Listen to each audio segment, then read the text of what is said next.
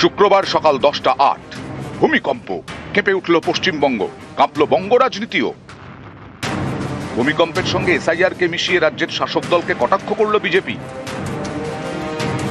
বাংলায় যেভাবে এসআইআর হচ্ছে, শুরু থেকেই তার বিরোধিতায় সরব মমতা বন্দ্যোপাধ্যায়। এদিন ভূমিকম্পের পর সোশ্যাল মিডিয়ায় বঙ্গ বিজেপি খোঁচা দিয়ে লেখে, পশ্চিমবঙ্গে ভূমিকম্প হলো, মমতা বন্দ্যোপাধ্যায় এটা কি এসআইআর এর জন্য? কিছু হলে পরে বলছে এসআইআর এর জন্য হচ্ছে। স্বাভাবিকভাবে সেটাকে নিয়ে আমাদের সোশ্যাল মিডিয়ায় একটা টুইট করা হয়েছে। কারণ কেউ যদি পা পিছলেও পড়ে যায়, বলে মমতা বন্দ্যোপাধ্যায় বলবেন যে ওটা পা পিছলে পড়ে গেছে, কারণ তিনি মাথায় এসআইআর চিন্তা করছেন।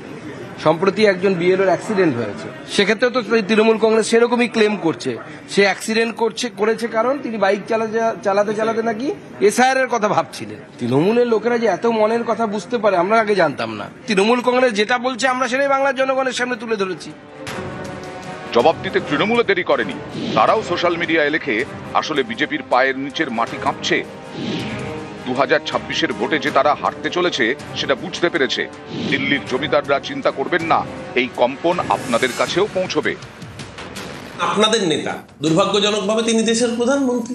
তিনি শিক্ষা দিয়ে গেছিলেন 2016 বিধানসভা নির্বাচনের সময়, যখন পোস্তার উড়ালপুল ভেঙে পড়েছিল একটা অংশ, অ্যাক্ট অফ গড, ভগবান নাকি সাজা দিয়েছেন, শিক্ষা দিয়েছেন। ও মোদিবাবু, যখন আপনার গুজরাটে মোরবি নদীর উপর ব্রিজটা ভেঙে পড়েছিল, ওটা কি অ্যাক্ট অফ গড ছিল না অ্যাক্ট অফ ফ্রড ছিল?